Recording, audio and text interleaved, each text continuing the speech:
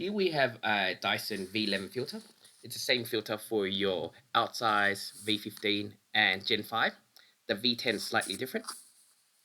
So what we need to do is we need to get a prying tool, a screwdriver or something for you to pry. We need to remove this rubber ring. Once you remove the rubber ring, there's actually tabs on the inside. So you can put your fingers in and lift up from the inside to take it off the tabs.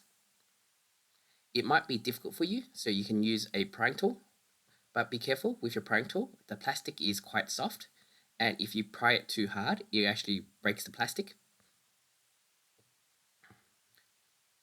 So once you get like 1 or 2 tabs out, it's actually quite easy to remove by hand.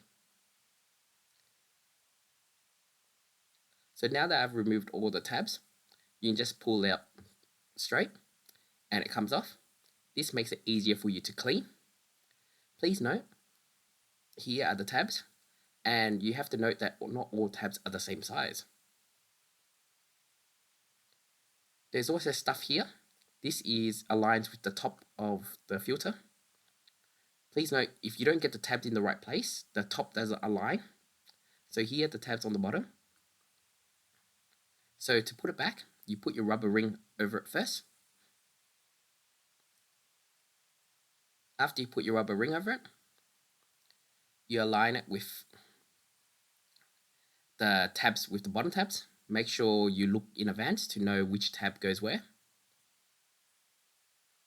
Before you push down, you know you got it right if the tabs on the bottom align and also the notches on the top also align.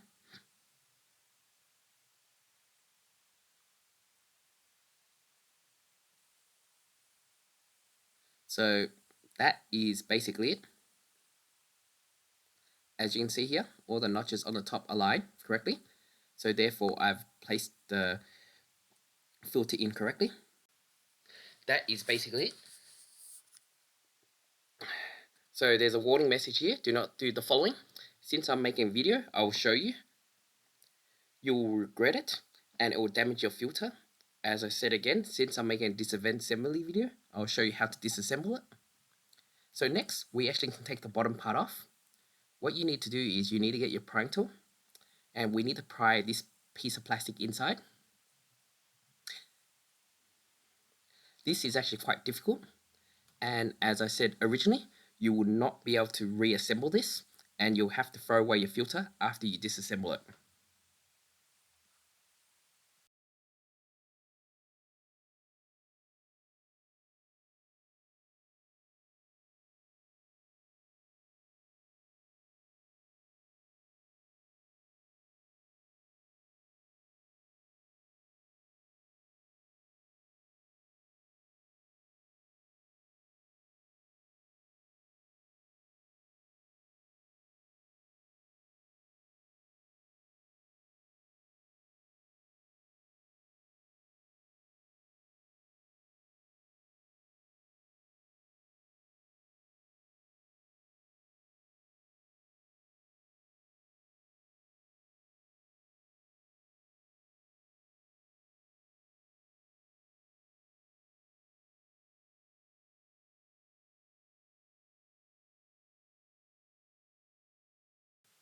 Now we remove the purple ring. Next, we need to put our prying tool in. So we need to separate the top of, well, the outside and the inside. There's actually clips holding it. So around the ring, on the outside ring, there's clips, and there's the inside one. So here is one I have in advance to show you. So there's actually clips on the inside and clips on the outside as well. So we need to separate those two. So you just have to go around, and once you go around and pry it out, you'll hear a click and you'll see there's a separation.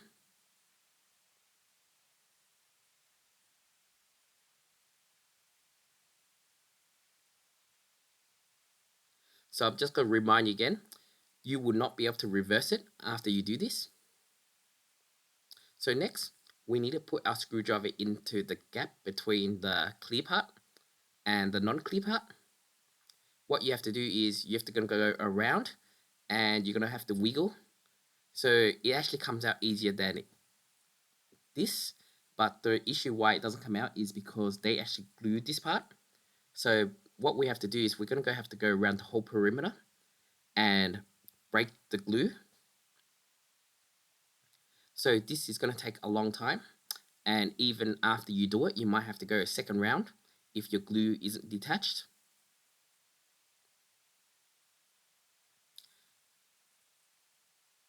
So I'd like to remind you that you will not be able to reverse this once you do this. You actually couldn't reverse it before already. So if you reach this point, you're really willing to throw your filter away after you disassemble it.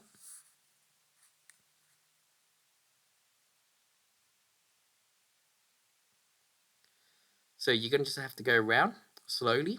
Please note, try not to skip big gaps, because if you skip big gaps, you probably didn't break the glue in that area. So you just have to go around in small increments. I recommend probably 0.5 centimeters increments every time. Now, once we have gone around the whole perimeter, what we're going to do, we're going to go around again, but this time we're just prying it out. So we're just lifting our screwdriver up. As you can see, it's actually coming out slightly. If you just keep going around, it will actually reach a point where it will pop out. If you see it move out slightly, it means you actually did a good job of removing the glue. This can breaking the glue between the two parts. So here you go. As you can see, it's actually coming out now. And here you go.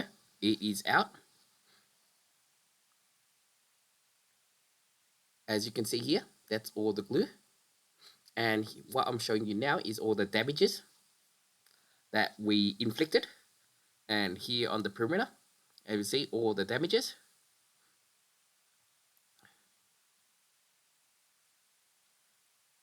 As you can see here, there's actually tabs. These tabs need to align with the tabs inside here for you to align it correctly before it can go in for you to reconnect it. But I highly doubt you can redo it, as I was unable to do it myself.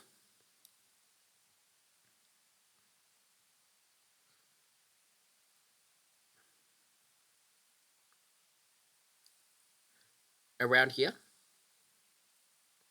you can see all the glue, and there's a gap. There's a gap here. This tab needs to go into the correct hole, or else you can't assemble it correctly. So when you put it in, make sure you align it, as that aligns the tabs on top or on the bottom, wherever you want to call it, as well. So it actually only goes in one way. So if the tabs don't align correctly, you need to rotate it and align it again. Once it's aligned, you can push it in, but this is now the problem, as in at the end part, you won't be able to, you don't have enough strength to clip it in place. There's also this black ring, rubber ring, that you can remove. It has a groove here, so you need to align the groove with the groove here, so you can put it in place.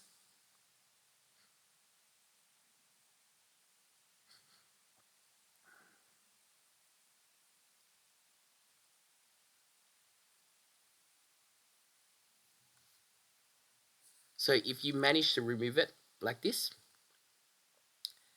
you can now put your plastic ring on top. Now we can put our cover on top. Remember to align your tabs with the hole.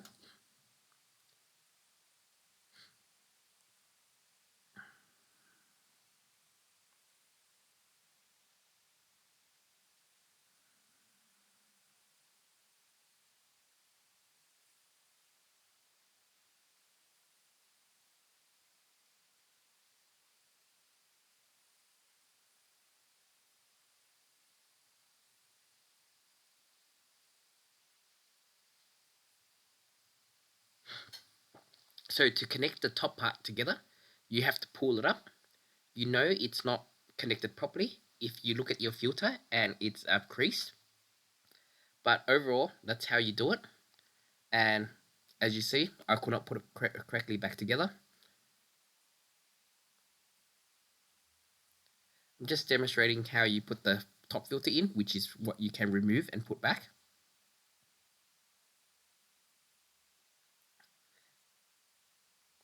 And that's basically it. Thanks for watching my video.